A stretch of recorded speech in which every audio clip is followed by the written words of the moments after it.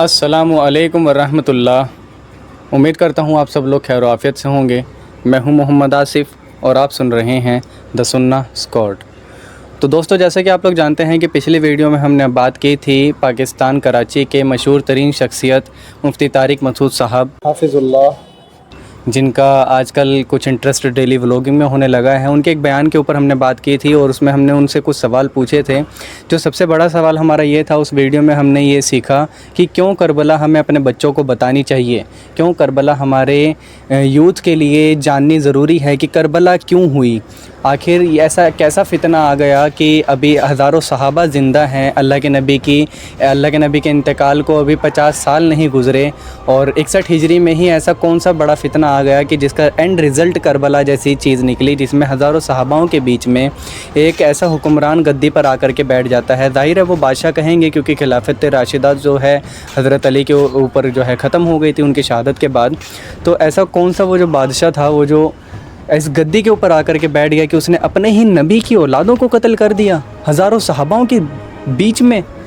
तो क्या वो उसका एंड रिज़ल्ट जो निकला है वो करबला थी, और वो उसकी शुरुआत कहाँ से हुई थी और करबला तक ये कहानी किस तरीके से पहुँची, ये हमारी रिसर्च का जो है विषय होना चाहिए, हमारी रिसर्च का जो है मौजू होना चाहिए।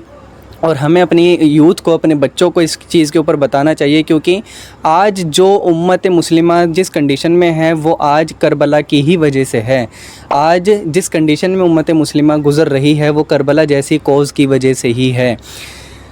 तो आज हम यज़ीद बिन मुआविया बिन अबू सुफियान के ऊपर 3 बड़े जो इसके सबसे बड़े बुरे कारनामे हैं, और तीसरे कारनामे के बाद इसका इंतकाल हो गया था, और वो हम डिस्कस करेंगे। ज़ाहिर है हम जो अबू सुफियान रज़ी अल्लाह ताला अन्हु और जो मुआविया रज़ी अल्लाह ताला अन्हु हैं, ये वालिद मोहतरम और दादा मोहतरम हैं यज़ीद के,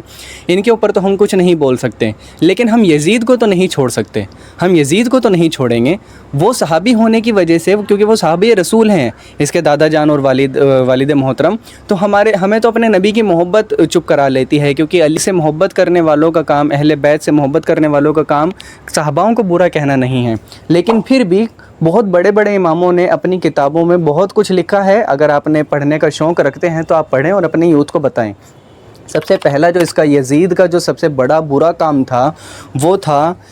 करबला। जी हाँ, करबला ही इसकी वजह से हुई थी। ये जो हज़रत हुसैन अलैहिस्सलाम जब कूफे की तरफ हिजरत कर रहे थे अपने बीवी बच्चों समेत, बिना हथियारों के, सफ़र के हथियार लेकर के सिर्फ वो लोग जा रहे थे, कोई अलग से पैरेलल जो है उन्होंने खुरूज नहीं किया था, और सिर्फ वो हिजरत कर रहे थे। तो जो उस टाइम कूफे का गवर्नर थे वो थे नुमान बिन बशीर रज़ी अल्लाह ताला अन्हु। ये भी सहाबी रसूल हैं, और क्योंकि अहले बैत से बहुत ज़्यादा मोहब्बत किया करते थे, हज़रत हुसैन अलैहिस्सलाम से, हज़रत हसन अलैहिस्सलाम से बहुत ज़्यादा मोहब्बत किया करते थे। तो जो उस टाइम का बादशाह था यानी कि यज़ीद, उसने हज़रत नुमान बिन बशीर रज़ी अल्लाह ताला अन्हु की जगह उनको गद्दी से उतारा और अपना एक हाकिम वहाँ पे मुकर्रर कर दिया, अपना एक गवर्नर मुकर्रर कर दिया, जिसका नाम था उबैदुल्लाह बिन ज़ियाद।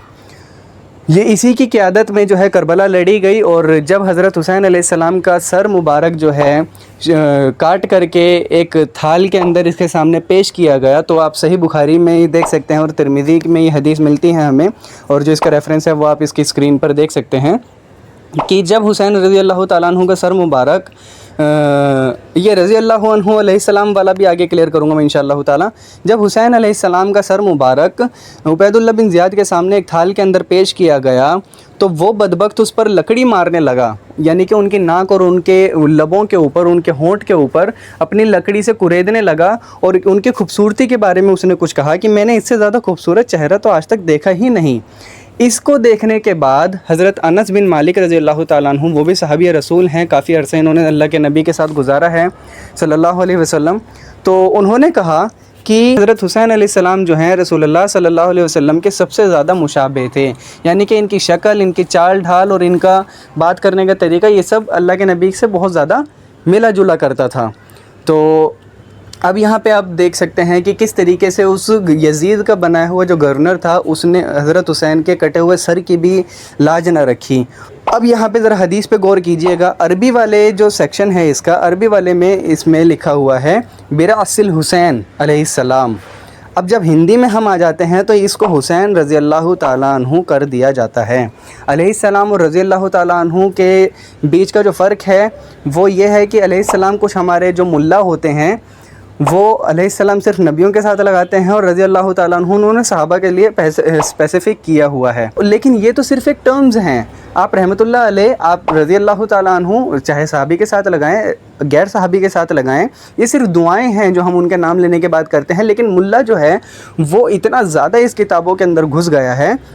کہ ان کتابوں تک کو نہیں چھوڑا۔ اور میرے کہنے کا مطلب صرف اتنا ہے کہ جو فرقہ واریت کی جو بو ہے، جو فرقہ واریت کی جو جنگیں ہیں آج تک امت لڑتی آ رہی ہے، اہل حدیث، شیعہ، سنی، بریلوی اور دیوبندی، ان سب کی وجہ جو ہے وہ صرف یہ مولانا ہیں اور یہ اس طریقے کے عالم ہیں جو فرقہ واریت میں اتنے زیادہ پست ہو چکے ہیں کہ یہ لوگ اہل بیت کو بھی تک نہیں چھوڑتے۔ ہمارے جو بہت اچھے اسکالر ہیں ڈاکٹر اسرار احمد صاحب، وہ ایک حدیث کوٹ کیا کرتے تھے کہ لا رہبانیت فی الاسلام، اسلام کے اندر تو کوئی رہبانیت ہے ہی نہیں، مولوی پروفیشن جو اسلام کے اندر تھا ہی نہیں۔ ہر کسی کو اس قابل ہونا چاہیے کہ وہ اپنے بچے کا نکاح خود پڑھائے، ہر کسی کو اس قابل ہونا چاہیے تھا کہ وہ اپنے باپ کا جنازہ خود پڑھے، اور ہر کسی کو اس قابل ہونا چاہیے تھا کہ اس کو نماز کے مسئلے مسائل لانے چاہیے، اس کو غسل کے مسئلے مسائل لانے چاہیے، ڈیلی کے جتنے بھی مسئلے مسائل ہیں اس کو پتہ ہونے چاہیے۔ لیکن ہم نے جب دین کو اسپیسیفک کچھ لوگوں کے انڈر میں کر دیا تو انہوں نے دین کا بیڑا غرق کر کے رکھ دیا۔ خیر، اللہ معاف کرے، اللہ معاف کرے۔ آگے جو اس کا سب بڑا جو سب سے برا کام اس کا آتا ہے وہ یہ آتا ہے کہ مدینہ منورہ کے اوپر حملہ کرنا۔ جی ہاں، جب حضرت حسین علیہ السلام کو قتل کر دیا گیا، ان کے گھر والوں کو مظلومانہ قتل کر دیا گیا، تو مدینہ کے صحاباؤں نے یزید کی بیعت توڑ دی، کیونکہ انہیں بھی دکھا کہ اب کوئی خیر جو ہے اس میں باقی بچی نہیں ہے، جس کے بدلے میں یزید نے مدینہ پر بھی حملہ کیا۔ یہ آپ دیکھ سکتے ہیں صحیح بخاری کی 2604 نمبر، 2959 نمبر، 4024 نمبر، صحیح مسلم میں بھی 3319 3323 3339 3345، یہ ساری کی ساری حدیثیں ہیں جس میں واقعہ حرہ کا ذکر کیا گیا ہے۔ اور واقعہ حرہ اتنا بڑا جو ہے واقعہ تھا، یہ مدینہ کے اوپر، مسجد نبوی کے اوپر یزید نے اپنی فوج کو جو ہے 3 دن کے لیے کھلی چھوٹ دے دی۔ یہ تاریخیں پڑھیں آپ، تاریخ طبری پڑھیں، اور کیا کہتے ہیں الگ الگ طریقے کی جتنی بھی اور جتنی اوتھینٹک جو تاریخیں ہیں یعنی کہ ہسٹری کی کتابیں ہیں اسلام کے اوپر، وہ پڑھیں تو آپ کو پتہ لگے گا کہ واقعہ حرہ جو یزید نے مدینہ کے اوپر حملہ کیا تھا اس میں کیا نہیں ہوا۔ 3 دن تک یزید نے اپنی فوج کو کھلی چھوٹ دے دی کہ جو کرنا ہے کرو۔ اس کے اندر ہزاروں صحابہ قتل ہوئے ہیں، ہزاروں عورتیں 3 دن کے بعد جب وہ فوج نکلی ہے تو ہزاریں عورتیں اس کی وجہ سے حاملہ ہو گئیں، اور مدینہ کے اندر، مسجد نبوی کے اندر اس پلید انسان کی فوج نے گھوڑے باندھے اور 3 دنوں تک نماز نہیں ہوئی۔ کیا نہیں ہوا، آپ جب تاریخ پڑھتے ہیں تو آپ کو پتہ لگتا ہے، لیکن یہ تاریخ سے ہٹ کر کے بھی حدیثوں میں بھی موجود ہے۔ جی ہاں، تاریخ کو اوتھینٹیکیٹ کرتی ہیں یہ حدیثیں جو میں آپ کے سامنے پیش کر رہا ہوں۔ تیسرا جو سب سے بڑا برا کام اس کا تھا وہ یہ تھا کہ مکہ پر حملہ اور خانہ کعبہ کو آگ لگانا۔ جی ہاں، اسی حملے کے اندر اس نے حضرت عبداللہ بن زبیر جو تھے، انہوں نے بھی اس کی یزید کی بیعت توڑنے کے بعد مکہ کے اندر اپنی خلافت قائم کر لی تھی، اور خلافت قائم کرنے کے بعد انہوں نے لگ بھگ 9 سال تک اپنی خلافت کو چلایا بھی۔ اور اس نے سب سے پہلا جو حملہ کیا تھا وہ یزید کے وقت میں ہوا تھا۔ یزید اس وقت زندہ تھا، اور اس وقت جو ہے حضرت عبداللہ بن زبیر کو رضی اللہ تعالیٰ عنہ، یہ بھی صحابی رسول ہیں اور ان کے والد بھی صحابی رسول تھے،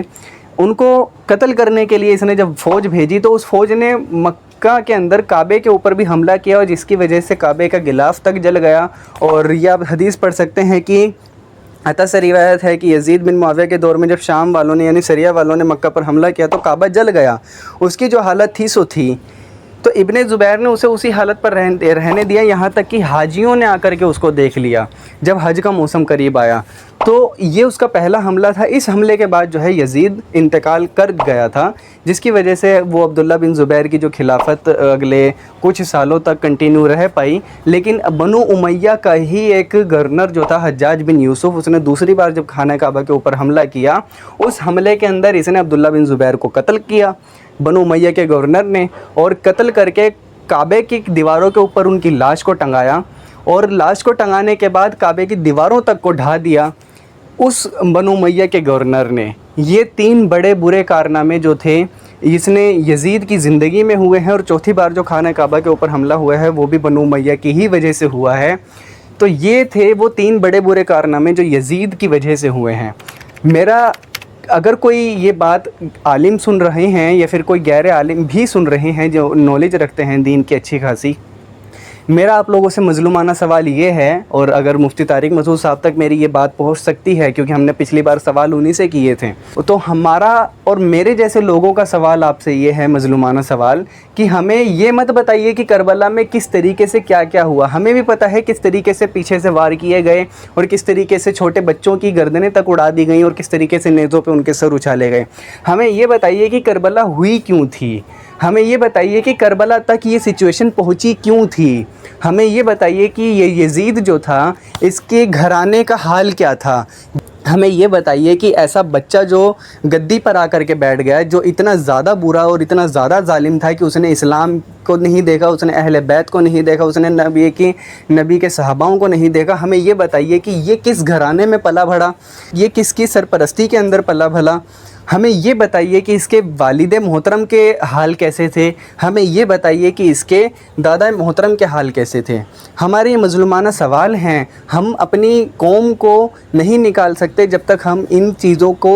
ڈیپلی نہیں سمجھیں گے، اور ڈیپلی سمجھ کر کے اس سے سلیوشن اینڈ کے اوپر نہیں ہم لوگ نکلیں گے۔ کربلا ہو گئی، کربلا ہو گئی، کربلا تو ہو چکی تھی،